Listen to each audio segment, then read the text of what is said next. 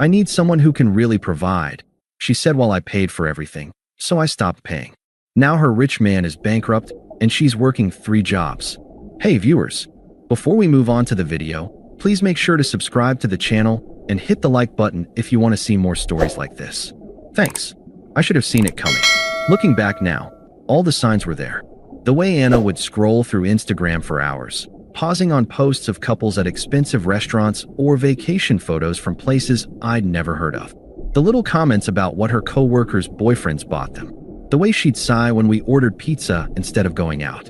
But at the time, I thought we were happy. We'd been together for 2.5 years, living together for the last 18 months. I made decent money in IT, nothing crazy, but enough to cover our rent, groceries, her car payment, and dinners out when she wanted them. Anna worked part-time at a boutique downtown, which basically covered her shopping habits and not much else. I didn't mind picking up the slack. That's what you do when you love someone, right? Do you ever think about, I don't know, making more money? Anna asked one Thursday evening. I was making spaghetti while she sat at our kitchen counter, scrolling through her phone as usual. I mean, I'm doing okay. We're comfortable. Comfortable. Yeah. She paused, and I could hear her finger tapping against the screen. Mia's boyfriend just got promoted to regional manager. They're going to Bali next month. That's nice for them. Is that all you're going to say? Don't you want to do more? Be more. I looked up from the pot. What do you mean? She shrugged, not meeting my eyes. Nothing. Forget it. These conversations became more frequent over the next few weeks. Anna would mention someone's new car, someone's promotion, someone's engagement ring. Always followed by that same expectant look, like she was waiting for me to announce I'd suddenly become wealthy overnight. Then she started coming home later. I grabbed drinks with some people from work, she'd say, or I went to this new yoga class. Her phone was always face down now, and she'd grab it quickly whenever it buzzed. I noticed, but didn't say anything. I've never been the jealous type, and I didn't want to start acting like I didn't trust her. The breaking point came on a Tuesday night in October. Anna had been distant for weeks, giving me one-word answers and spending most of her time in the bedroom with the door closed. I finally couldn't take it anymore. Anna, we need to talk. You've been different lately. She was sitting on the couch, laptop open but not really looking at it. Different how? Distant. Like you don't want to be here. She sighed and closed the laptop. Mike, I've been thinking a lot about us. My stomach dropped. Okay. I feel like I'm settling. Like, we're just existing. Going through the motions. I thought we were happy. Happy. She laughed, but there was no humor in it. Mike, look around. This apartment, this life, it's so ordinary. I need someone who can really provide for me. Someone with ambition. I provide for you. I pay for almost everything that's not what I mean. She stood up and started pacing. Richard, he's successful. He has vision. He's going places. Richard, her face flushed slightly. I met him a few weeks ago at that coffee place on 5th Street. God, Mike, he's everything you're not. He drives a BMW. He's got this amazing condo downtown with floor-to-ceiling windows. He talks about expanding his business to Europe. I felt like I'd been punched. So you're leaving me for him. I'm leaving you for me. For the life I deserve. She was already heading toward the bedroom. You're sweet, Mike, but you're just safe. And I'm tired of safe. I stood there while she packed, listening to her explain how Richard took her to restaurants I couldn't afford, how he wore suits that cost more than I made in a month, how he talked about buying a house in the hills. Every word felt like a knife, but I didn't argue. What was the point? I hope you'll understand someday, she said, dragging her suitcase toward the door. I'm not trying to hurt you. I just can't pretend anymore that this is enough. The door closed, and she was gone. I sat on the couch for a long time after that, staring at the space where her laptop had been. Then I went to my computer and started going through our shared accounts. Her car payment, $340 a month. Insurance, $150. Half the rent, $800. Groceries, usually around $400. Dinners out, another $300 or so. Her phone bill, $75. I'd been covering about $2,000 a month of her expenses without really thinking about it. It had just seemed normal after a while. I canceled her car payment first. Then I called my landlord and explained that I'd be the only one on the lease going forward. The shared credit card got closed next. Her phone would work until the end of the billing cycle. I wasn't angry exactly. More like clear-headed. Anna had told me exactly what she valued, and it wasn't me. At least she'd been honest about it. Over the next few weeks, I heard bits and pieces through mutual friends. Anna was living in Richard's amazing condo, posting pictures of expensive dinners and weekend trips. She looked happy in the photos, happier than she'd looked with me in months. Then things started falling apart. "Did you hear about Anna?" my friend Jake asked when we met for beers about a month later. "What about her?" "Richard's place got foreclosed on. Turns out he was behind on payments for like 6 months. They had to move out in the middle of the night."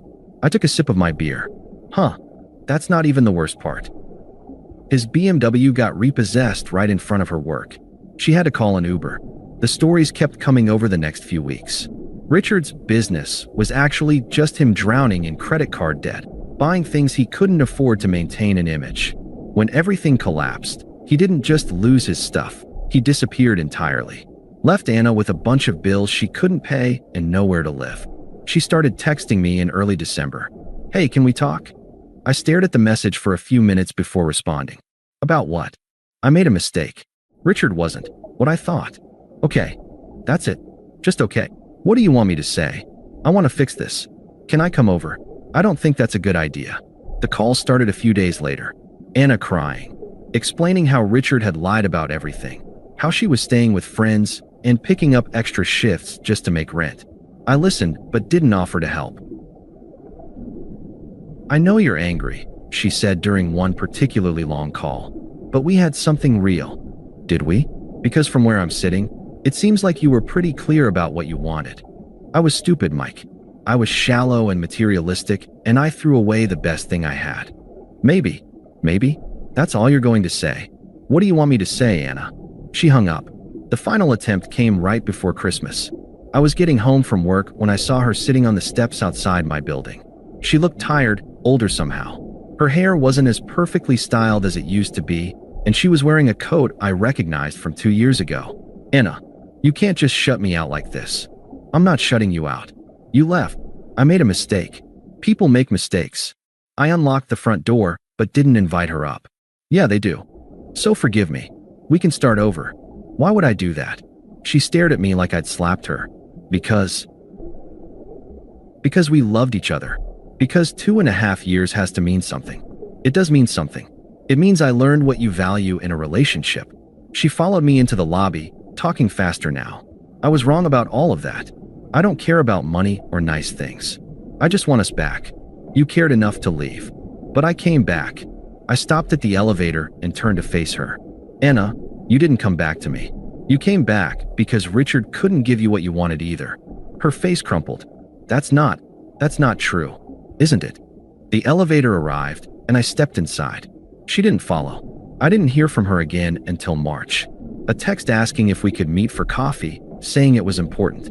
Against my better judgment, I agreed. She was already there when I arrived, sitting at a corner table with 2 cups in front of her. She'd gotten my order right. Black coffee, no sugar. Some habits die hard. "You look good," she said as I sat down. "Really good. Thanks. I've been thinking about us a lot. About what we had." I took a sip of coffee. "Anna, why did you want to meet?" "I want you back." The words came out in a rush. I know that sounds crazy after everything, but I realize now what I gave up. What did you give up? You? Us. A good relationship with someone who actually cared about me. I did care about you. I know. And I threw it away for. God, I was so stupid. Richard was all lies. I should have known. Probably. She leaned forward, reaching across the table like she wanted to take my hand, but I kept mine around my coffee cup. "So we can try again?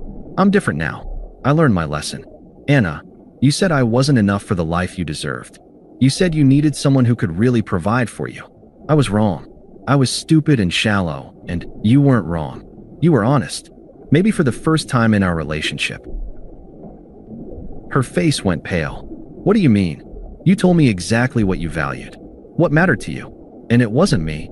It was what someone could give you. But I realize now, you realize now that Richard couldn't give you what you wanted. But that doesn't change what you wanted. People change, Mike." I finished my coffee and set the cup down. "Maybe, but I'm not interested in finding out. So that's it. 2.5 years means nothing." I stood up. It means I learned something important about myself. And apparently, so did you. She was still sitting there when I left, staring at the empty coffee cup across from her. Walking back to my car, I thought about the apartment I'd moved into after Anna left. Smaller, but in a better neighborhood, with a balcony that got morning sun. I thought about the photography class I'd started taking on weekends, something I'd always wanted to try, but never had time for when I was working extra hours to cover Anna's expenses. I thought about Sarah, the woman I'd met at that photography class, who paid for her own dinners and never once asked me what kind of car I drove. I realized I hadn't thought about Anna in weeks before she texted. And walking away from that coffee shop, I knew I probably wouldn't think about her much going forward either. Some lessons are expensive, but they're worth every penny. Thanks for watching. Make sure to subscribe to the channel and hit the like button. What do you think about this story? Share it in the comments.